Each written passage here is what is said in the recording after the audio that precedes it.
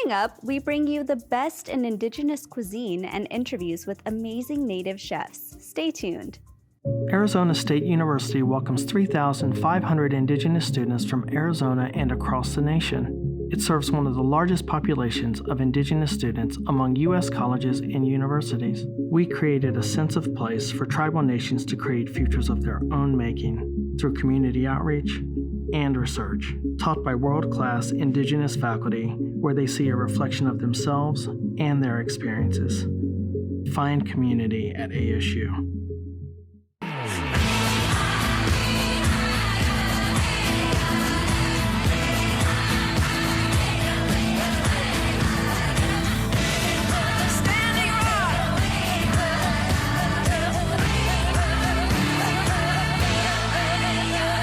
This is the ICT Newscast with Aaliyah Chavez.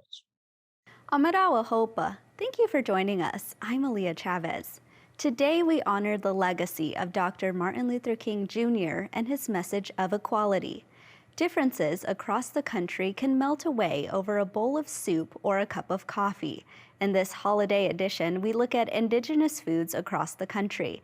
Let's start on the border in Tucson, Arizona. ICT's Karina Dominguez tells the story of the Tamal and her Pascuayaki relatives. I'm here at the 16th Annual Tamales Heritage Festival, hosted by the Pascuayaki tribe. It's an event that people in Tucson look forward to every year that marks the start of the holiday season. The first Saturday of December is reserved for the Tucson Tamales Heritage Festival at Casino del Sol's Ava Amphitheater. From the 10 a.m. start to the 5 p.m. finish, the community event gets everyone excited for Christmas. Some people way back then didn't give presents. They didn't have presents to give or money to do gifts or parties or anything. So what they did is they made tamales. Casino del Sol's banquet chef Mario Carmelo has been making tamales for over 50 years. When we were kids, we made them all the time, you know. Tamales are made with a corn-based masa, which means dough in English. And I'll do a quick demo of how we spread the masa. The dough is spread on a softened corn husk, topped with a filling of your choice, then wrapped and steamed. It's a long process. Many families choose to make them together, implementing their own assembly lines, as Chairman Yucupicio explains. My grandmother would always bring the corn, cut the corn off of the whole stem and everything, and then she'd put it in a big pot, and most of us then would be put into the molino or the grinder, and we would be little kids just spinning and spinning and grinding that corn. She would have a pot on the other side, and from there she would make the masa.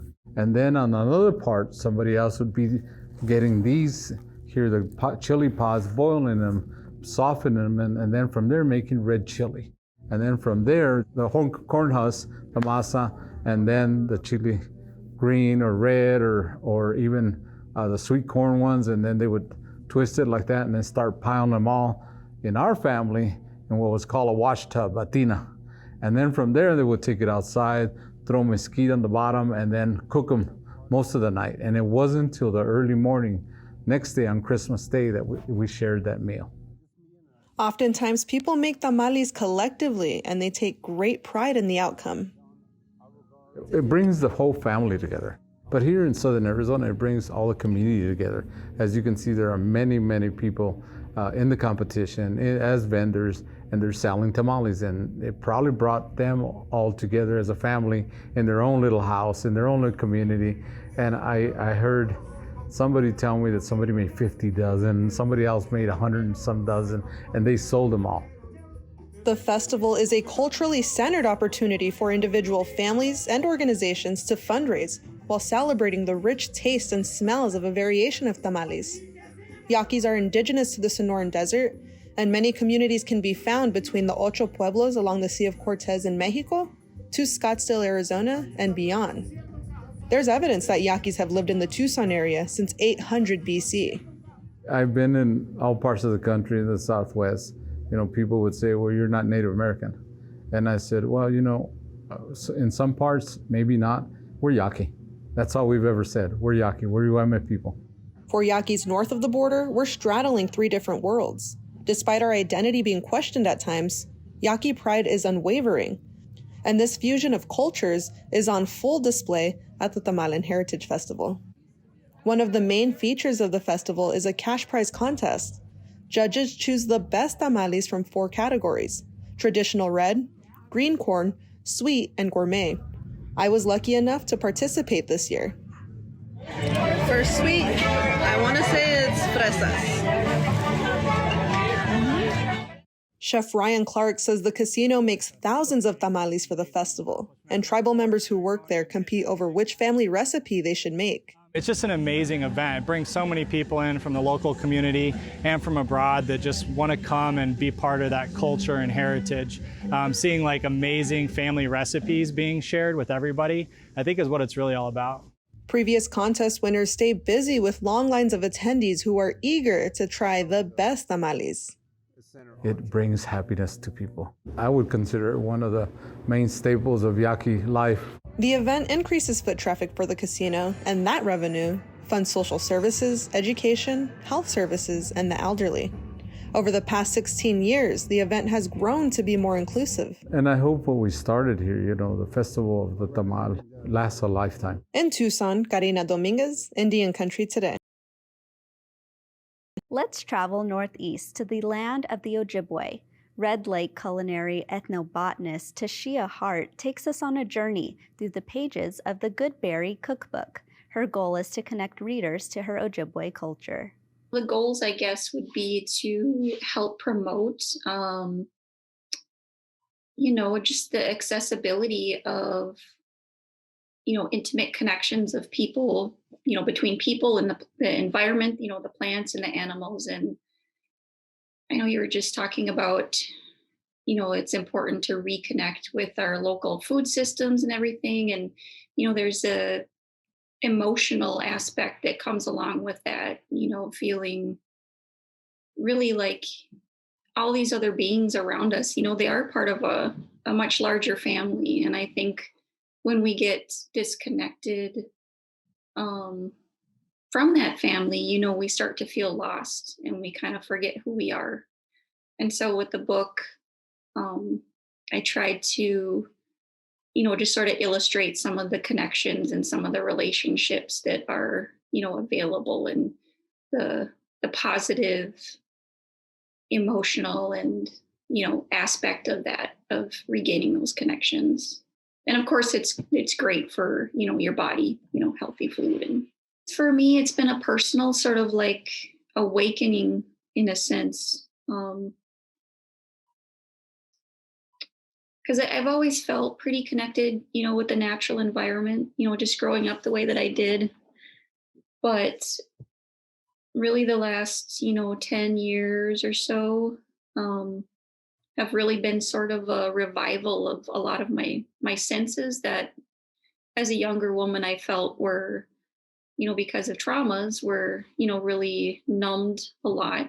And I found a reawakening of those through my food work and my food studies, and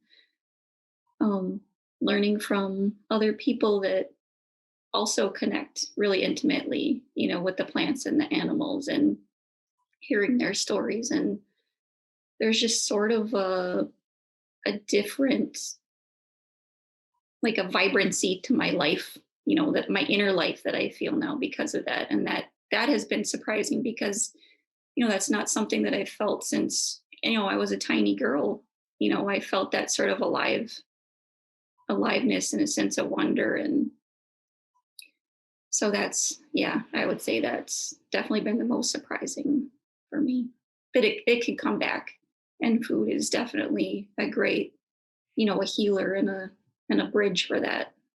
Hart said this book is truly a personal journey, and she produced this video to illustrate this. Let's take a look. People who know me know I like my quietude. As a younger woman, I wondered if I was broken in some way that made it hard for me to be around people for very long. Talking to people in public, especially in crowded urban settings, has always been hard for me. It's challenging to focus on a person's energy when there's a variety of energies from city life flying around everywhere. I've always felt the emotions and energy of other people. I've traced this empathy back to when I was 2 or 3 and would try my best to comfort my mother by rubbing her back when I felt she was in emotional pain. I remember being outside of her bedroom door, looking through the crack, the bedroom mostly dark, and I could sense my mother's pain like a beacon.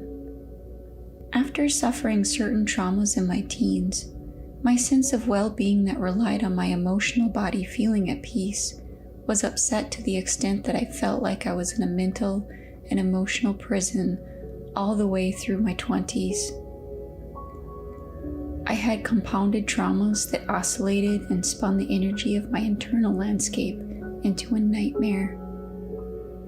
My own emotional turmoil made experiencing the incoming emotions of other people very confusing for me, and for years I attempted to heal people around me in an effort to heal myself. I have a lot of thanks to give to the plants and animals for their role in my successes in healing and fostering self-love and acceptance. These beings truly make me feel like I belong on this planet. They led me out of depression and continue to soothe my anxious nature. With each season, I wait for them to wake and emerge in their good time so I can greet them. The emotional sustenance gifted us by harvesting and processing wild food flows through the brain to trigger all the right places. Happiness is generated and thrives in the movement of the journey of nourishing our bodies through the seasons. Looking into the seasons as they arise, we look forward while looking back. Woods huddle in their brown, early spring leaf litter blankets, dancing in the potential of that space, an abundance of green shakes, unfurling into timeless, starlight-filled air. For now, they dance in the womb of this place, but we know they're there. Tashia Hart is one of the many natives mentored by the sous chef, Sean Sherman. This summer, he opened Owamini, a restaurant on the river in Minneapolis. National publications like Vogue and Esquire gave it rave reviews. ICT's Shirley Snavy visited in July. I took my family to a new restaurant on the banks of the Mississippi River Sunday.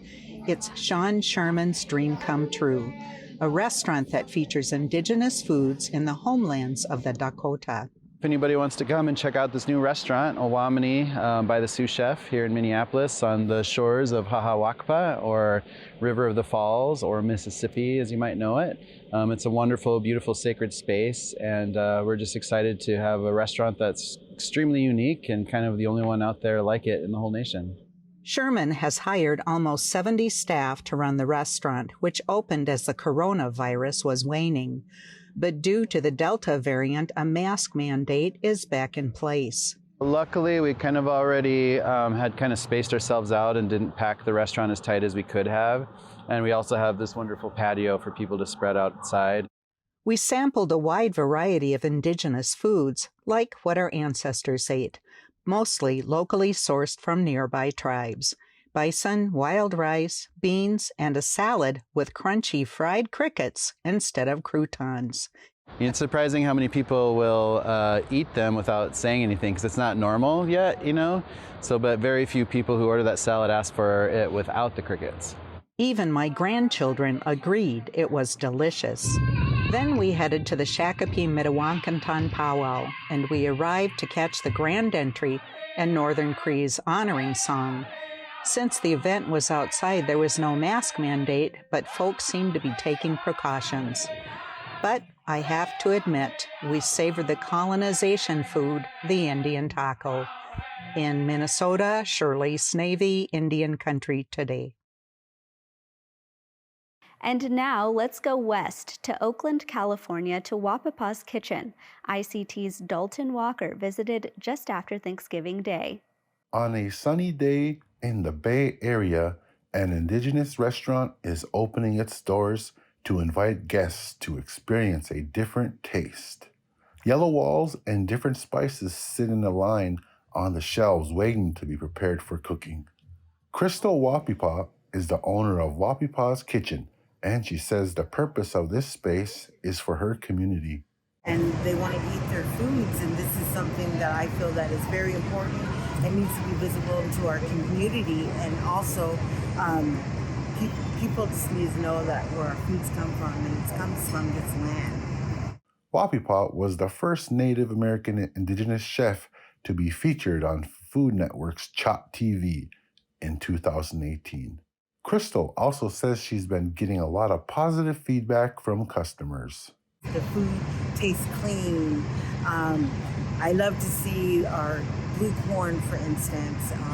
We have the Hubbard squash. I just had an elder eat the venison corn soup, and she said it tastes like home.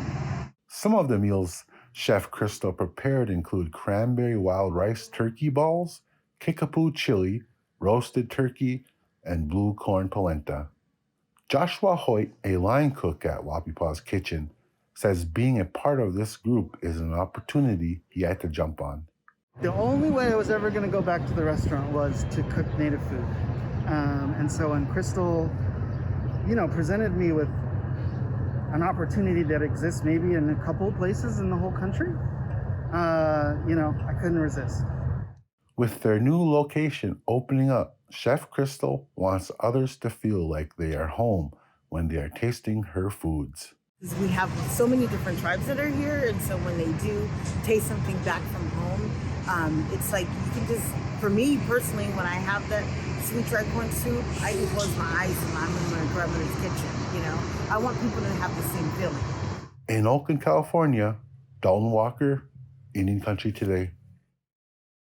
Traditionally, tribes across the country traveled, so it's no surprise to find a Navajo chef in Minnesota. Meet Brian Yazzie. Being in the Tenet and Dakota Ojibwe homeland, I'm surprised to be accepted as one of their own, as a tribal community member, especially in one of the biggest urban Native community in North America, and it's a small community once you get to know the people here.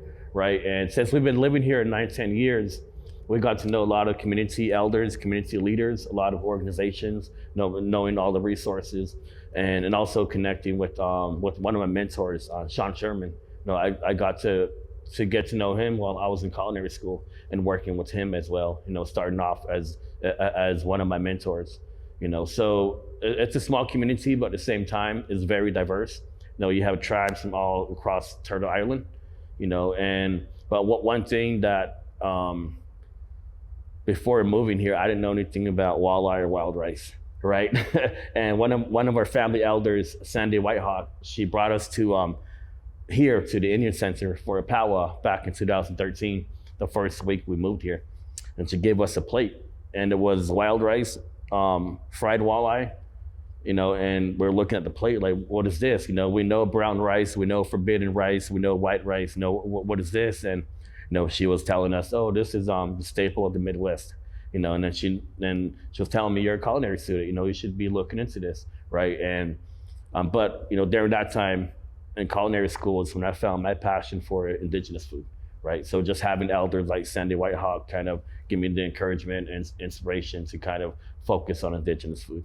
The Gatherings Cafe and the Minneapolis American Indian Center closed with the pandemic, but Yazzie uses his talents to provide meals for the elderly. So today we had a Navajo-style blue corn mush, sweetened with maple syrup, and we had rehydrated cranberries, and we also had the tribal sorts on maple sugar, and we also had some Red Lake Nation puff wild rice. So it's more of a savory dessert for the elders today. More on the warm side, like a hot cereal or a hot polenta, and we sourced the blue corn from Bow and Arrow in Toyoak, just south of Cortez, Colorado. And then the maple syrup we sourced from northern Michigan from one of the tribal farms. And the wild rice is the dark variety of Red Lake Nation wild rice. So with the work that we do, we try and implement at least 60 to 75% indigenous ingredients. then 25% organic ingredients. But at the end of the day, working with elders, knowing that their immune system are compromised, and knowing that they have to have natural sweeteners, right? And so we do a lot of agave, maple sugar, maple syrup, birch syrup, honey, all these different natural sweeteners that we use in our flavoring for elders as well. The pandemic gave Yazzie the inspiration to create some YouTube videos. Let's watch. My name is Brian Yazzie. I am a Tenet from Tenet, Arizona, which is located on the Navajo Nation. I focus on pre-colonial indigenous cuisine, meaning I focus on ingredients original to North America.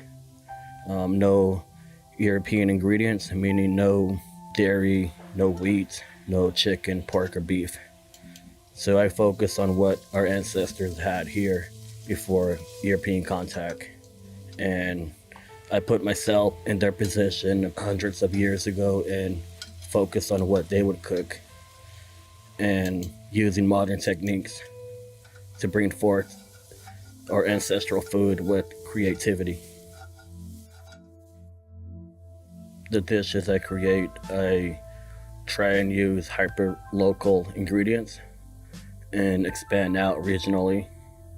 For example, I would use small game animals like rabbit, duck, or turkey, and combining that with local forage ingredients or indigenous ingredients from our streams, our rivers, or forests, or terrains, and combine our landscape taste with creativity. My approach in revitalizing our indigenous food is serving our communities, our youth and our elders, bringing forth healthy indigenous food, catering, private dinners, chef demos, and collaborations. My philosophy is cooking in two worlds: ancestral knowledge with modern techniques, and being creative with our landscape.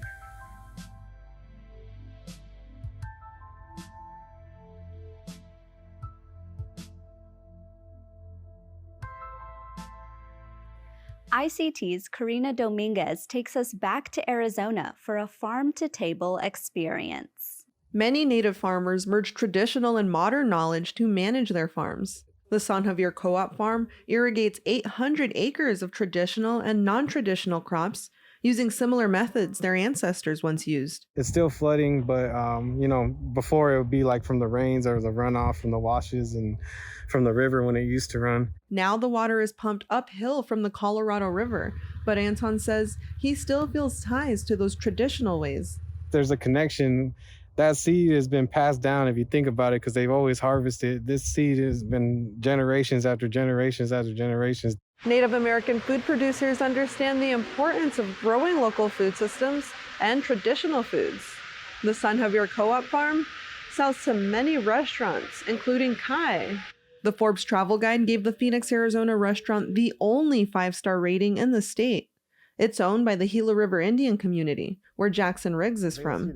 He's a server at Kai and says the dining experience starts by telling the story of his ancestors. What the Maricopas believe is that they can kind of just see off the birds what they are eating that's edible, and they'll kind of go from there. Kai adjusted operations amid the pandemic, tweaking the offerings on the menu. The peaposh salad features edible parts of cactus plants like cholla buds and saguaro seeds, sourced from the San Javier Co-op Farm. In Phoenix, Karina Dominguez, Indian Country Today. As we close today's program, I'd like to take you to the Indian Pueblo Cultural Center. Please watch. Braised duck, red corn crumble, and crispy cactus strips. That was the latest dish at the Indian Pueblo Cultural Center's newly reimagined enterprise. The Ponte Project aims to provide customers a delicious meal with safety at the forefront. Every month, customers in Albuquerque and Santa Fe can order a pre-packaged and fully cooked meal made by Chef Ray Naranjo Then they can pick it up curbside before returning home to watch a fully produced video of how their food was made. Red chili puree. We're going with the New Mexico red chili puree just because we're in New Mexico. Part of the proceeds from the project go towards the Pueblo Relief Fund, a support fund for Pueblo communities that have been impacted by the pandemic. The food, history, and support of tribal communities is why Jennifer Pruitt has been a returning customer. It's like tasting history and culture as you learn about it, because Chef Ray's video tells you about the food sourcing and history and tribal culture associated with the foods. And it's a great meal. What's not to love about that? The project is currently in its 4th month of existence and costs $60 per meal. Reporting from Albuquerque, Aaliyah Chavez, Indian Country Today.